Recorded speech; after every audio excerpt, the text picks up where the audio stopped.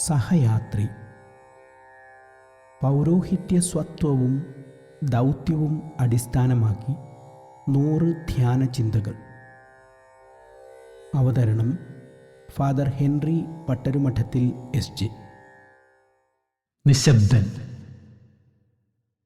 അതിരാവിലെ അവൻ എഴുന്നേറ്റ് പുറത്തിറങ്ങി ഒരു വിജനസ്ഥലത്തേക്ക് പോയി. അവിടെ അവൻ പ്രാർത്ഥിച്ചുകൊണ്ടിരുന്നു.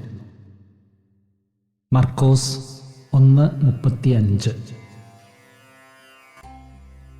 പുരോഹിതൻ ആന്തരികവും ബാഹ്യവുമായ നിശബ്ദതയെ സ്നേഹിക്കുന്നവനാണ്. ഓരോ ദിവസവും അവൻ കുറേ സമയം നിശബ്ദതയിൽ ചെലവഴിക്കുന്നു. ഈ നിശബ്ദതയുടെ നിമിഷങ്ങളിൽ ദൈവം അവൻ്റെ ഹൃദയത്തിൽ മന്ത്രിക്കുന്നവ ശ്രവിക്കാൻ അവൻ കാതോർക്കുന്നു. ഓരോ കാര്യത്തിലും ദൈവത്തിൻ്റെ ഹിതമെന്താണെന്നും ദൈവം തന്നിൽ നിന്ന് ആവശ്യപ്പെടുന്നതും ആഗ്രഹിക്കുന്നതും എന്താണെന്നും നിശബ്ദമായ പ്രാർത്ഥനയിലൂടെ അവൻ വിവേചിച്ചറിയുന്നു. ആ നിശബ്ദതയുടെ ആഴങ്ങളിൽ തൻ്റെ വാതിൽക്കൽ മുട്ടുന്ന യേശുവിൻ്റെ സ്വരം അവൻ കേൾക്കുന്നു. അവൻ വാതിൽ തുറന്ന് അവിടത്തെ തൻ്റെ ഭവനത്തിലേക്ക് സ്വീകരിക്കുന്നു. അവിടത്തോടൊത്ത് വിരുന്നിനിരിക്കുന്നു. നിശബ്ദതയിൽ അവൻ തൻ്റെ മനസാക്ഷിയുടെ സ്വരം കേൾക്കുന്നു. നീതിയുടെയും സത്യത്തിൻ്റെയും സ്നേഹത്തിൻ്റെയും വഴികൾ അന്വേഷിക്കുന്നു.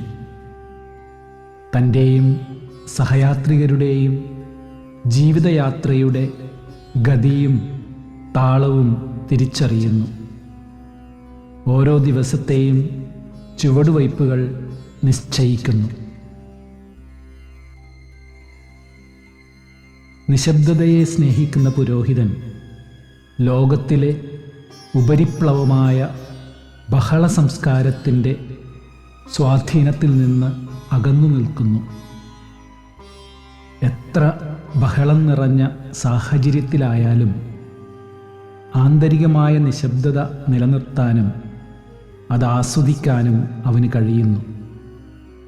അതുകൊണ്ട് തന്നെ ഓരോ ദിവസവും അവൻ്റെ അടുത്തു വരുന്നവരെ ശ്രദ്ധാപൂർവം ശ്രവിക്കാനും അവരുടെ ആന്തരിക സംഘർഷങ്ങളും അസ്വസ്ഥതകളും മനസ്സിലാക്കാനും അവന് കഴിയുന്നു.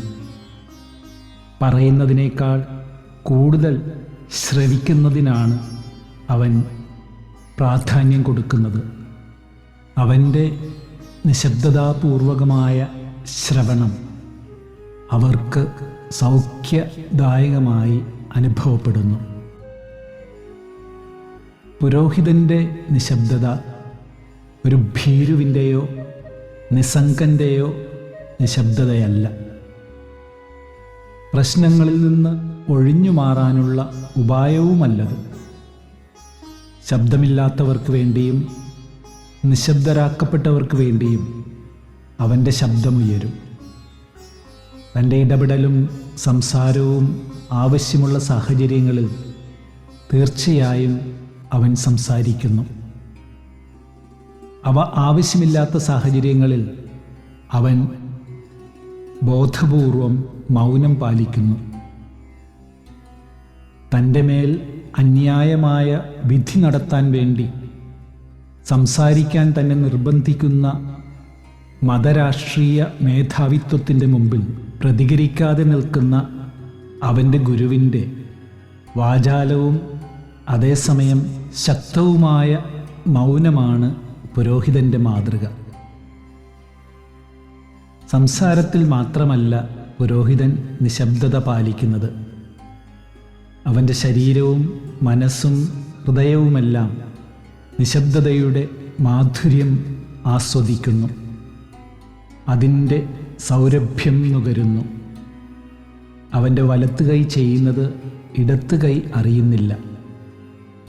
അതുപോലെ മറ്റുള്ളവരെ കാണിക്കാനോ അവരുടെ പ്രീതി നേടാനോ അവനൊന്നും ചെയ്യുന്നില്ല. മിക്കവാറും അവൻ്റെ നന്മപ്രവൃത്തികൾ കാണുന്നത് അവൻ്റെ സ്വർഗസ്ഥനായ പിതാവ് മാത്രമാണ്.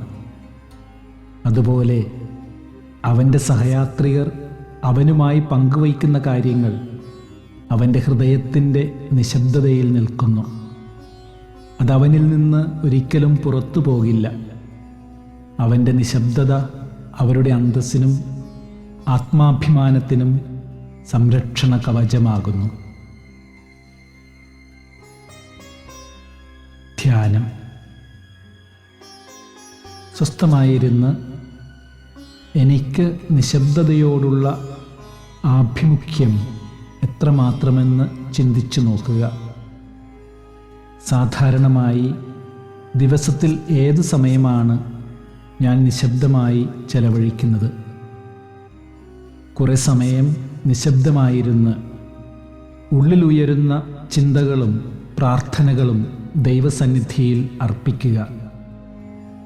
നിശബ്ദതയുടെ ആഴങ്ങളിൽ ദൈവസ്വരം ശ്രവിക്കാനുള്ള കൃപാവരം യാചിക്കുക.